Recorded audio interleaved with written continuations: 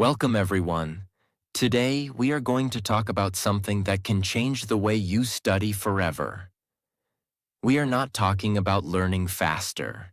We are not talking about studying harder. We are talking about something even more important than that. How to remember what you study. Because if you study for 6 hours and forget everything during the exam, what's the point? If you spend your nights reading books, but can't recall anything when you need it, what's the use? This is the truth most students never talk about. It's not about how much you study. It's about how much you actually remember. Think about it. How many times have you studied a chapter, felt confident, and then, just 1 week later, forgotten everything? How many times have you revised something again and again, but when someone asks you a question, your mind goes blank? That moment, that silence, that fear, it doesn't happen because you're not smart. It happens because you never trained your memory. And that's why this video exists. Because today, I'm not just going to give you tips. I'm going to teach you how your memory works, how your brain learns, why it forgets, and how you can fix it. Forever. This is a real-life skill that will help you in every subject, every exam, every job, every goal. Because in the real world, the person who remembers more, the person who learns faster, the person who studies smarter, becomes unstoppable. So, if you're tired of forgetting, if you're tired of wasting time on study methods that don't work, and if you want to become the kind of person who studies once and remembers for life, then stay with me. Because what I'm about to tell you, no teacher ever told you, no school ever explained. But it's the secret that can change your entire learning journey. So, if you want to train your brain, remember faster, and speak better English too, make sure to subscribe now. Let's grow together. How your memory works. Before I give you techniques, before I tell you what to do, let's first understand something very, very important. How your brain actually remembers. Because if you don't know how memory works, you'll keep using the wrong methods.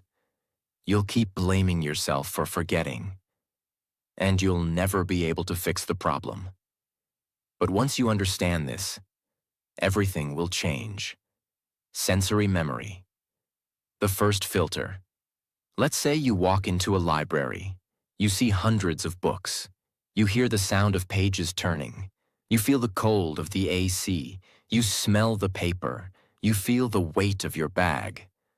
All of this enters your brain at the same time. But can you remember all of it?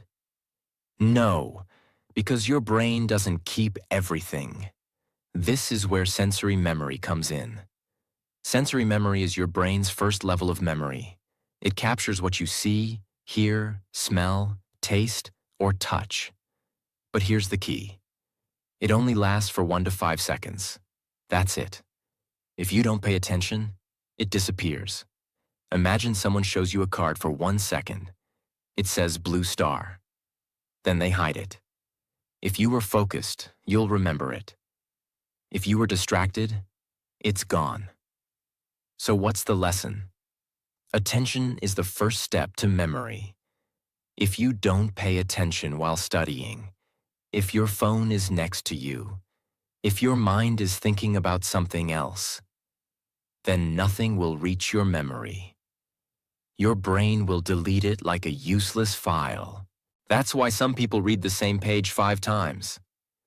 They don't remember, not because they're weak, but because their attention was weak.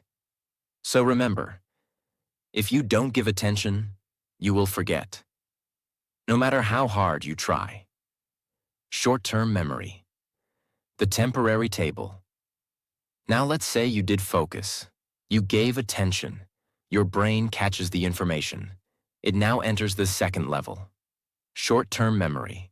This is like a table in your brain. You can place a few items on it, but not too many. Science says your short-term memory can hold 5 to 9 pieces of information at one time, and it lasts for about 15 to 30 seconds. Think of it like this. If I say apple, chair, lion, doctor, river, you'll remember them for a few seconds, but if I keep adding more, your brain will start dropping some. It's like carrying too many things in your hands. Some will fall. So what does your brain do? If something seems important, if it's repeated, if it's connected to something emotional, then your brain says, okay, let's save this. And it tries to move it to the next level. Long-term memory. But if it's just random information, and you don't repeat it or care about it, your brain throws it away. So again, here's the secret. Short-term memory is temporary. If you want it to become permanent, you have to help it move forward. You have to practice, connect, or feel something about it. Long-term memory. The vault of the brain. Now we come to the most important part. This is where real learning happens. This is where memory becomes strong, deep, and permanent. Long-term memory is your brain's library. Everything you truly know. Your name, your home address, your childhood memories, your mother's voice. All of that lives in your long-term memory. They have to pass through. Attention, from sensory memory. Repetition and focus, in short-term memory. Meaning or emotion. Proper sleep and rest. Imagine two students, both study the same topic. The French Revolution. Student A reads the chapter once, no interest, no notes, no repetition. Student B reads it once, makes a mind map, talks about it with a friend, connects it to a movie scene, and reviews it 2 days later. Who will remember more? Student B, because they used multiple tools to move the information into long-term memory. Long-term memory is not about talent. It's about training. People who remember everything are not gifted. They are trained. They pay attention while learning. Use repetition and recall. Feel emotional connection to the subject. Sleep well and review regularly. Organize their notes. That's it. And the best part? You can train your memory too. It doesn't matter how much you've forgotten in the past. It doesn't matter if your memory has been bad till now. Because from today, you're going to use new strategies. Strategies that actually match how your brain learns. Not boring tips, but real science, real examples, real success. And when you do, you'll be shocked at how much you can remember, how fast you can learn, how confident you feel during exams, presentations, and even in life. Because the real secret is this: memory is not a gift, it's a method, and anyone can master it, even you. Technique 1. Learn like you'll teach it, the Feynman technique. Let me ask you a simple question. Do you study to understand? Or do you study to pass? Most people study with the wrong mindset. They study because they have to. They memorize to survive the exam. They highlight every line in the book. They reread chapters again and again. But when it's time to explain it to someone, they freeze. Why? Because they never truly understood the topic. They never connected with the knowledge. They never made the knowledge their own. This method is called the Feynman technique, named after one of the greatest scientists of all time. Richard Feynman, a Nobel Prize winner. But here's what made him different. He didn't just study complicated things. He could explain them in very simple language. He used to say, "If you can't explain it to a child, you don't understand it yourself." Here is the step-by-step method that will make your memory 10 times stronger than before. Step 1. Study with the mindset of a teacher. When you read a chapter or learn a concept, don't think, I need to memorize this. Instead, think, tomorrow, I have to teach this to someone who knows nothing about it. When you switch your mindset from memorizing to teaching, everything changes. Your brain becomes sharper. You look for meaning. You ask better questions. You find better answers.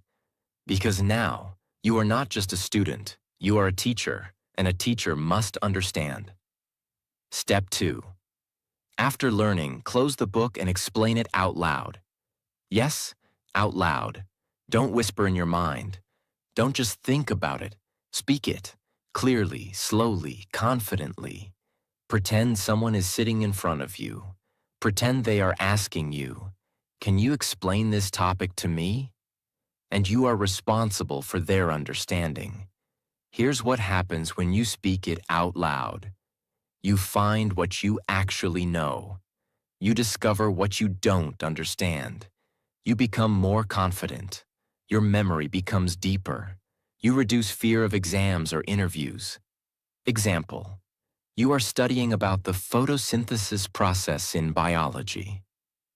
After reading it once, close the book and say, photosynthesis is the process by which green plants make their food using sunlight, carbon dioxide, and water.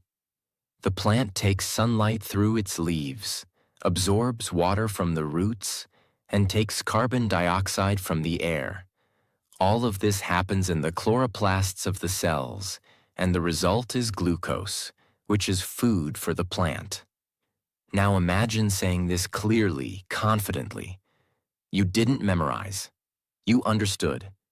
And because you understood, you will remember it. Step 3. Find gaps and fix them. When you speak, you will forget certain points. You'll realize, wait, what comes after carbon dioxide? Where does glucose go? This is good, because now your brain is showing you the missing pieces. And now you can go back to your book or notes and find that missing part. This find and fix method is the most powerful learning tool in the world. Most people don't do it. They only keep reading. But reading is input. Output is where real memory is created, and speaking out loud is the best form of output. Step 4. Teach someone else, if possible. Find a friend, a family member, or even your younger sibling, and just say, hey, can I explain something to you for 2 minutes? Even if they don't understand the subject. That's okay. The goal is not their understanding. The goal is your learning. The more you explain, the more you remember. Every time you study, ask yourself this question: could I explain this to a 10-year-old? If the answer is yes, you've truly learned it. If the answer is no, read it again and explain it again. Because teaching is not the last step of learning. Teaching is how real learning begins.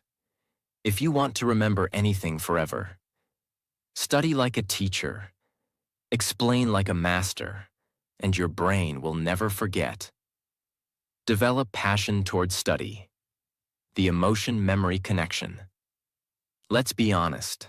The real reason you forget what you study is not because the subject is hard. It's because you don't care about it. Think about it. You remember your favorite actor's birthday. You remember the lyrics of a song you heard only twice. You remember what someone said to you 3 years ago. Why? Because there was emotion, there was passion, there was meaning. Now compare that to this. A boring science chapter, a math formula you don't like, a list of historical dates, a definition you've seen 10 times. You forget them again and again because there's no feeling attached. And this leads us to the most powerful truth about memory. The brain remembers what it feels. not what it reads. Your memory is connected to your emotional brain. The more emotion you feel, the stronger the memory becomes. Here's the answer, step by step. Step 1. Link your study to your dreams. Don't study biology. Study how the human body works, so you can become a doctor. Don't study math. Study problem solving, so you can become a successful business person. Don't study English. Study communication, so you can speak confidently in interviews and the real world. When you connect your subjects to your future goals, your passion increases. Your mind says, this is important, this is useful, I need to remember this. If you want to start a business one day, learning economics or finance becomes exciting because you're not just reading, you're preparing for your dream. Step 2. Use imagination to create emotion. Even the most boring subject can become interesting when you add imagination. Let's say you're studying chemistry. Instead of reading the periodic table like a robot, imagine the elements as characters in a movie. Hydrogen is the youngest, most energetic. Oxygen is the loyal friend. Carbon is the creative artist who connects everyone. This may sound silly, but it works. Because when you imagine, you create a story. And the brain remembers stories better than information. Create stories, create drama, create fun. That's how emotion enters boring topics. And that's how memory becomes stronger. Step 3. Change your environment. Passion is not just mental. It's also physical. If you always study on your bed with noise around you in a dull environment, you will get bored. But if you set up a clean, focused space, use soft music if it helps, keep a vision board or quote in front of you, dress like you're doing something important, then your brain takes your study seriously, and passion builds over time. Step 4. Study in chunks, not in marathons. Don't try to love your studies for 6 hours straight. Start with 25 minutes, then take a 5-minute break. When your brain feels successful in small pieces, your passion grows naturally. Step 5. Reward yourself. Every time you finish a chapter, give yourself something. A walk outside, your favorite snack, a small break, a few minutes on social media. This positive reinforcement makes your brain link study with joy. And slowly, your brain starts liking the process. You don't need to love every subject, but you must find a reason to care, a reason to connect, a reason to feel something while studying. Because the brain doesn't keep what is dry. The brain keeps what is alive. And passion makes your studies come alive. So from today, don't just study like a robot. Study like a dreamer. Study like a believer.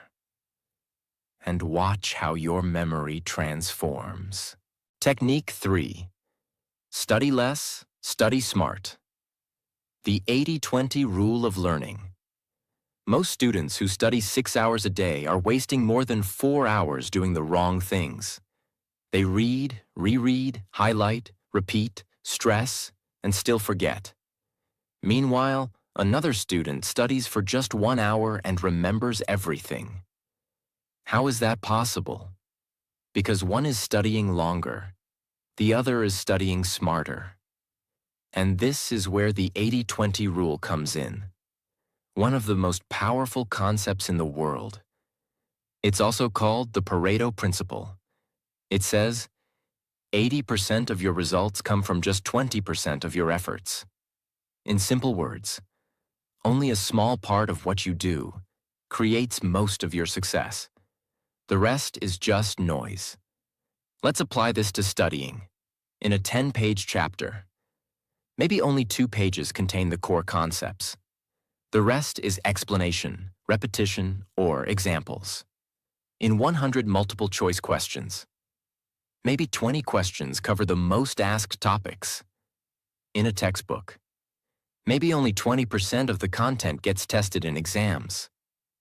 So what should you do? Focus on the 20% that gives you 80% of the results. Don't try to study everything. Study what matters. Ask yourself, what are the most important concepts in this topic? What does the teacher always repeat? What did last year's exam focus on? Write down the top 3 takeaways after each class. Highlight only what you need, not the whole book. Identify your personal weak spots. If you already understand one chapter 100%, stop revising it. Use that time to master the 20% you don't know. Because that 20% is stopping you from scoring full marks. If you're good at writing essays but weak at grammar, spend 80% of your time on grammar. That's what gives you progress. Use active techniques instead of passive. Instead of reading the same notes 5 times, do 1 time active recall, 1 time mind mapping, 1 time teaching it out loud. That's smart learning. Because the goal is not to spend more hours. The goal is to get more results from the hours you already spend. Let's say 2 students are preparing for the same exam.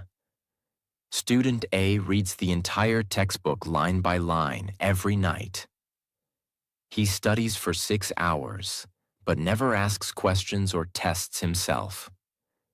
Student B spends 30 minutes identifying the key areas, then spends 1.5 hours doing practice tests, reviewing mistakes, speaking answers aloud, and building a mind map.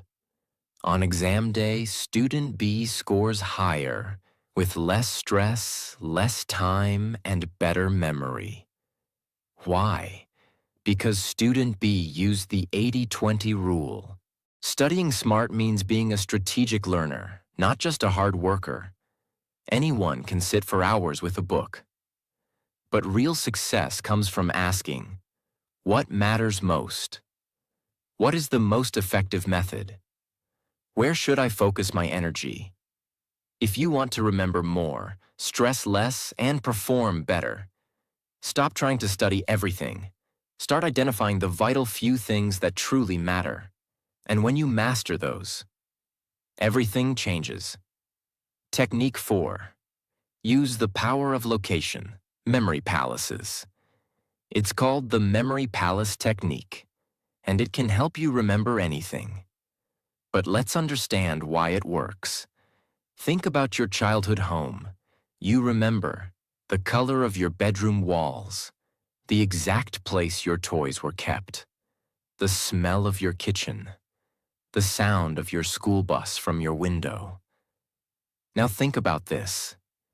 Can you remember the definition of a scientific term you read last week? Probably not. Why is that? Because the brain remembers places better than it remembers words. Your brain is visual and spatial. It remembers space, direction, color, and position much more easily than raw information. That's why the world's best memory champions use the memory palace technique to remember. Decks of cards, huge numbers, entire speeches, complex formulas, and now you can use it too. Imagine your home, not in general. Get specific. Picture your front door, your kitchen, your bedroom, your balcony. Each area is clear and familiar. Now imagine you want to memorize 5 points about the causes of World War I, alliance system, nationalism, assassination of Archduke, militarism, imperialism. Instead of writing them 10 times, do this. Imagine alliances as 2 people shaking hands at your front door. Imagine a giant national flag waving inside your living room equals nationalism. Picture a news headline about the Archduke's assassination lying on your kitchen table. Imagine tanks and guns placed on your bedroom floor equals militarism. Imagine a king pointing to a map in your bathroom mirror equals imperialism. Now walk through your house in your mind. As you mentally walk from room to room, each location gives you a trigger, a strong image, that helps you remember each point. That's the power of a memory palace. Why does it work? Because instead of forcing your brain to remember dry facts, you attach them to something familiar, your home. Add a strong visual image, crazy or emotional. Place them in a logical path. This activates both sides of your brain. Logic, the list. Imagination, the palace. When both are activated, your memory becomes much, much stronger. Where can you use this?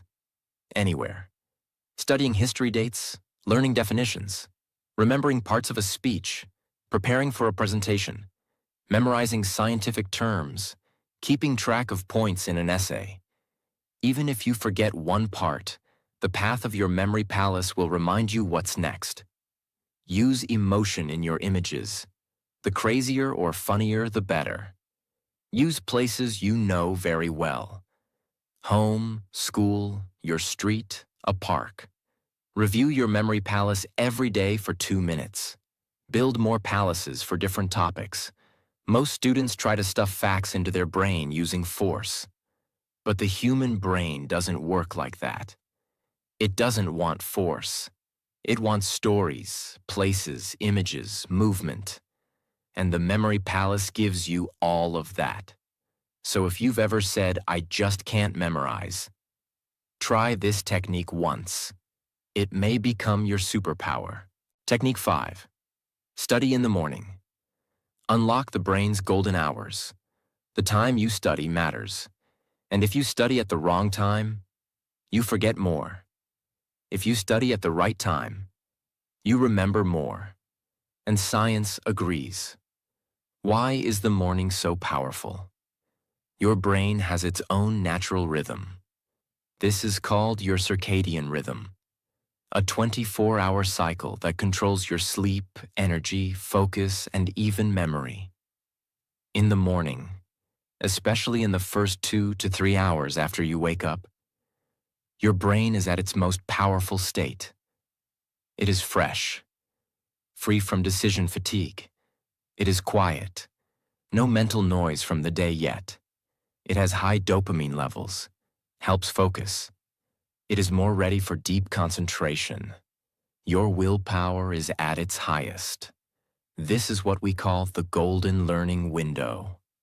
Most great thinkers, writers, scientists, and learners throughout history used the early morning for their most important work. Not because it sounds motivational, but because it works. At night, your brain is tired. Your body is slowing down. You've already made hundreds of decisions all day.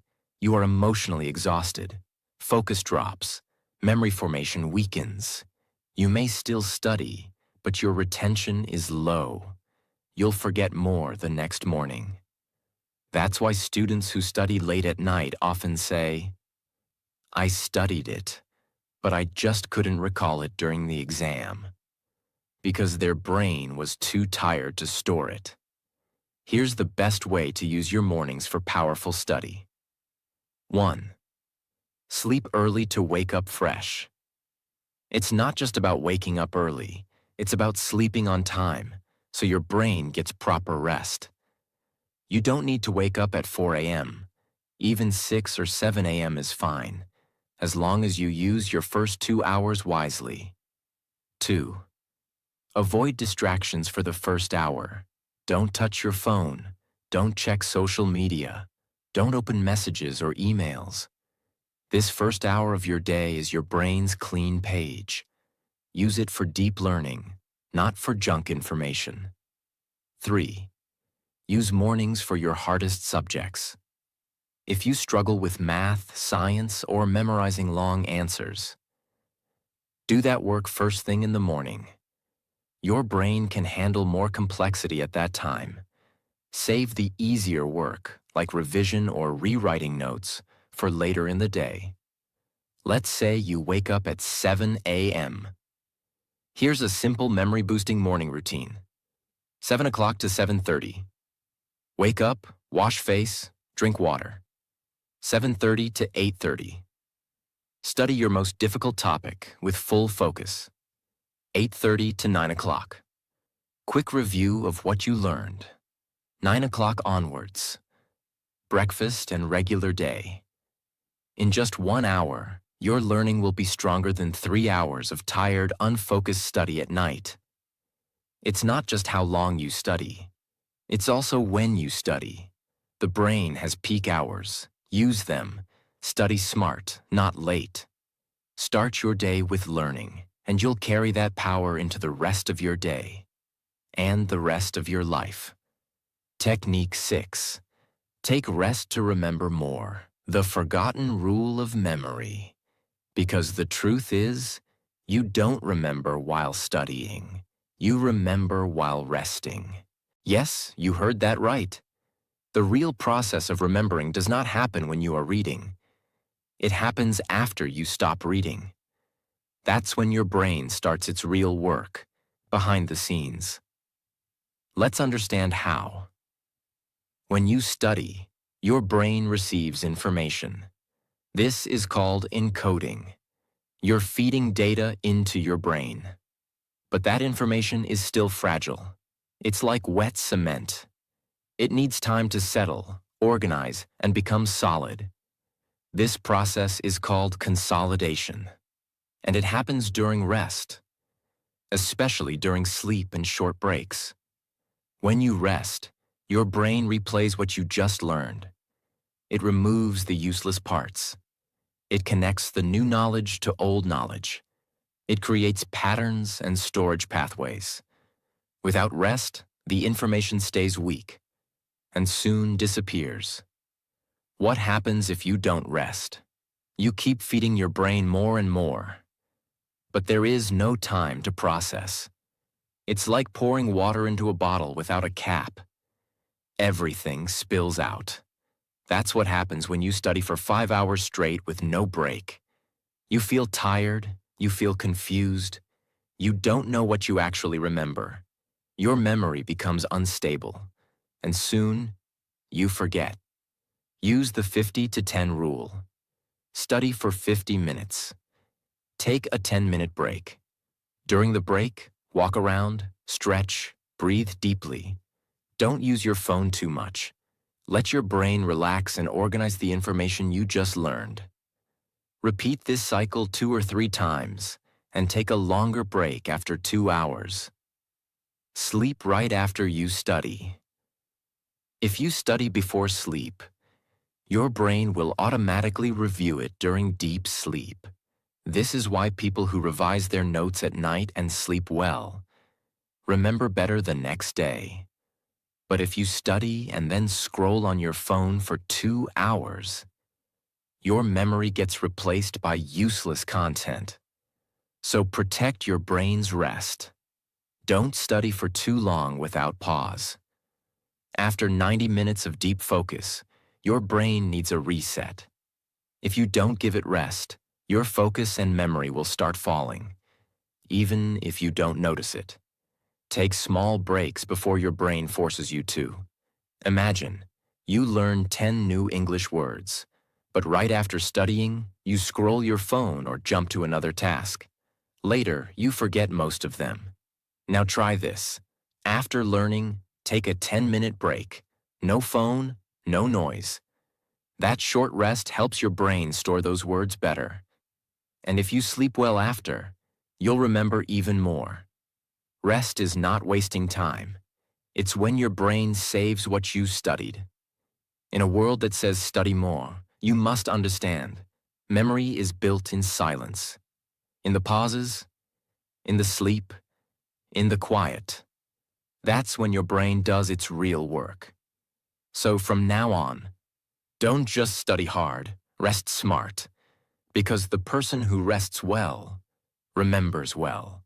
Technique 7. Active recall. The secret weapon of memory champions. When you finish reading a chapter, what do you do next? If your answer is, I read it again. I highlight it. I write it down. I move to the next chapter. Then you're making the same mistake millions of students make every day. You are trying to remember by reviewing. But the truth is, the brain doesn't remember what you review. It remembers what you retrieve. This is the power of active recall. It's not just a tip. It's the most powerful memory technique in the world, used by top students, doctors, memory champions, and high achievers everywhere. Active recall means testing yourself, pulling information out of your brain, trying to remember without looking at the book. It's the opposite of passive reading. Instead of putting more information in, you train your brain to pull information out. And that's when real memory is built. For example, you read 10 new English words. Then you close the book and ask yourself, what were those words? You try to remember without looking. You only recall 6. Then you check the other 4 and repeat the process. That's active recall, and it's far more powerful than just reading again. Because the brain remembers what it pulls out, not what it reads in. Don't just review. Test your memory. That's how real learning happens. Because every time you try to remember, your brain strengthens the neural path. It's like exercising your memory muscle. The more you pull out the information, the more your brain says, okay, this is important. Let's store this properly. On the other hand, just reading is like watching someone else exercise. It feels easy, but you don't get stronger. After reading a topic, close the book. Ask yourself, what did I just learn? Can I explain it out loud? Can I write it from memory? Use flashcards. Create simple question-answer cards. For example, Q. What are the causes of World War I? A. Alliances, nationalism, assassination, militarism, imperialism. Go through your flashcards every day. Don't just read the answer. Try to recall it first. Use practice tests. Download previous year's papers. Make your own quizzes. The more you test yourself, the better your brain remembers. Use the blurting method. After studying a topic, take a blank sheet. Write down everything you can remember. Don't look at the book. Then open the book and compare. Add the points you missed. Repeat after a few days. This forces your brain to engage deeply. 2 students are preparing for a medical entrance exam. Student A reads each chapter 4 times and highlights everything. Student B reads once, then starts testing himself using flashcards and quiz apps. He explains topics to a friend. In the test, Student A forgets many things. Student B remembers clearly. Why? Because Student A stored the information, but never practiced retrieving it. Student B trained his brain to recall, and that's why he succeeded. If you only read, you'll forget. If you test yourself, you'll remember. Reading is input, recall is output, and memory is built through output. So from today, stop asking, how many times should I read this? Start asking, how many times can I remember this? Without looking. That's when your real growth begins. Technique 8, mind mapping. Think like your brain thinks. The human brain is not a book. It doesn't think in straight lines or paragraphs.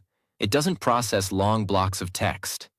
Your brain thinks in ideas, images, colors, connections. That's why when you read a book, you get tired.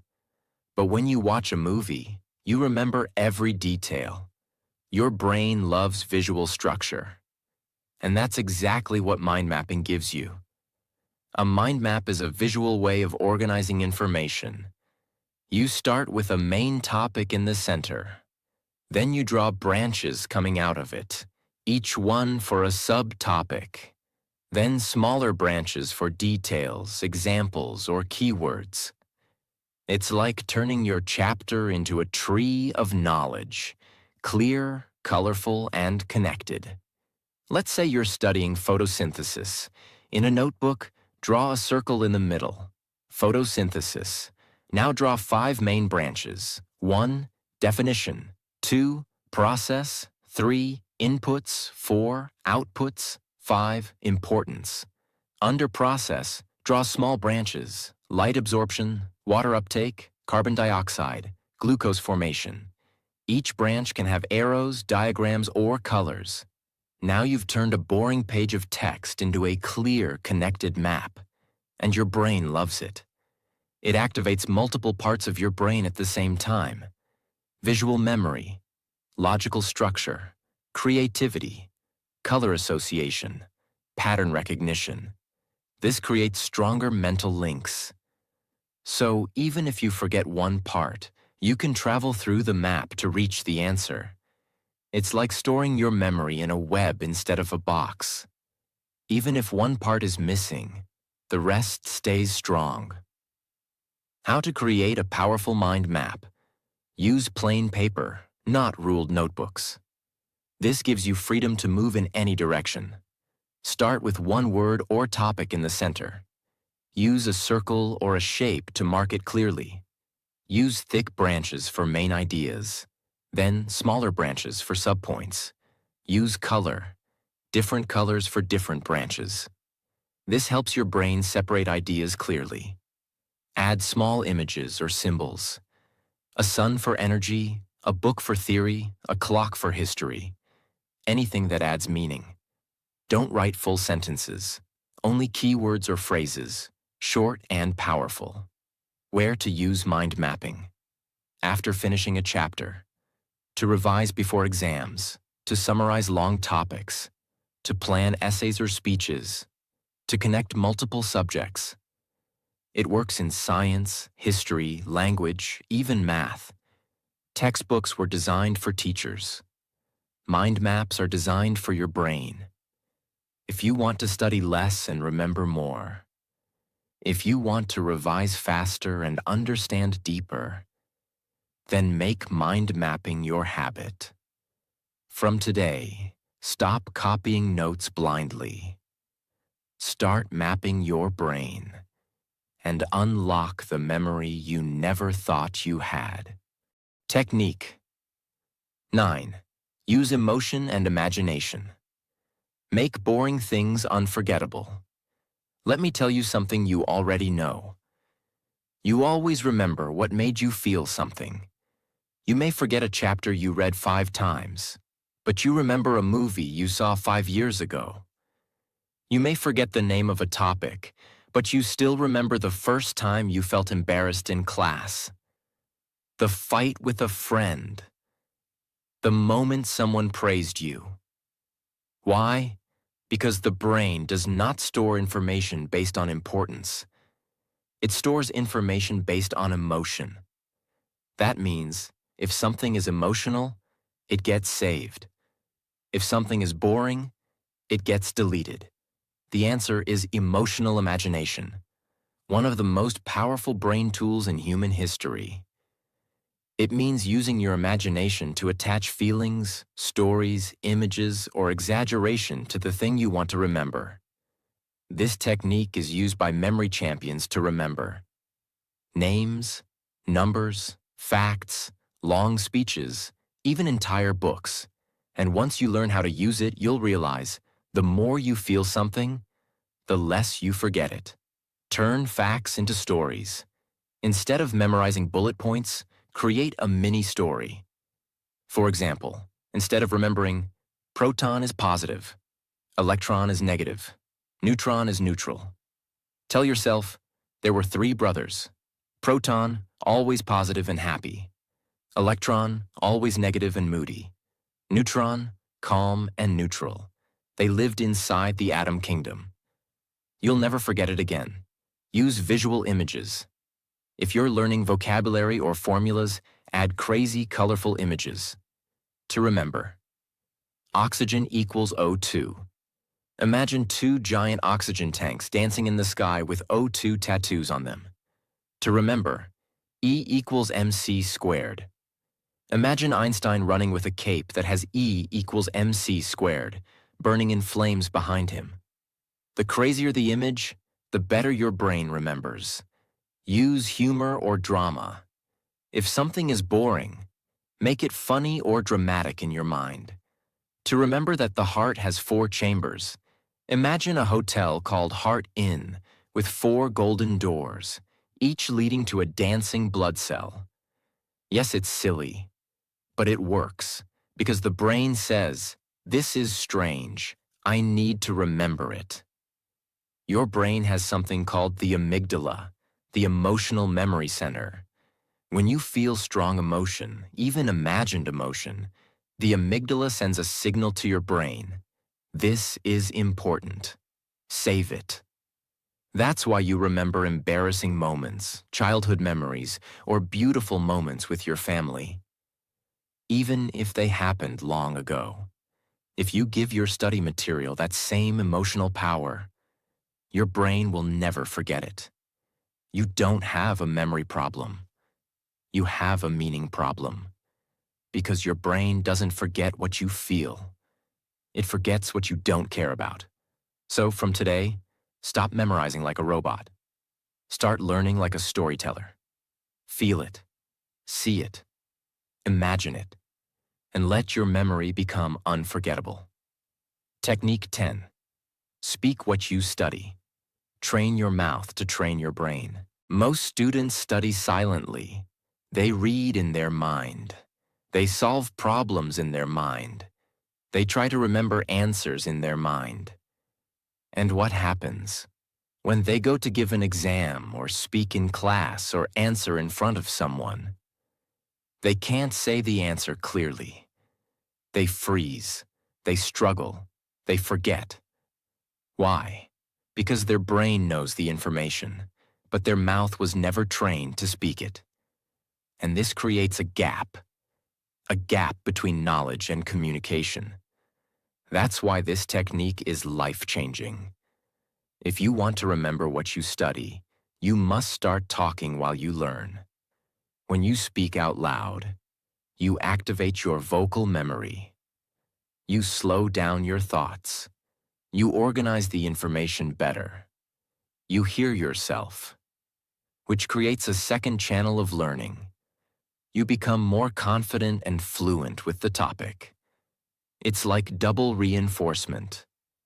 One through the brain, one through the voice. Together, they make your memory solid and reliable. Read everything out loud. When reading a chapter, don't read silently. Move your lips. Use your voice.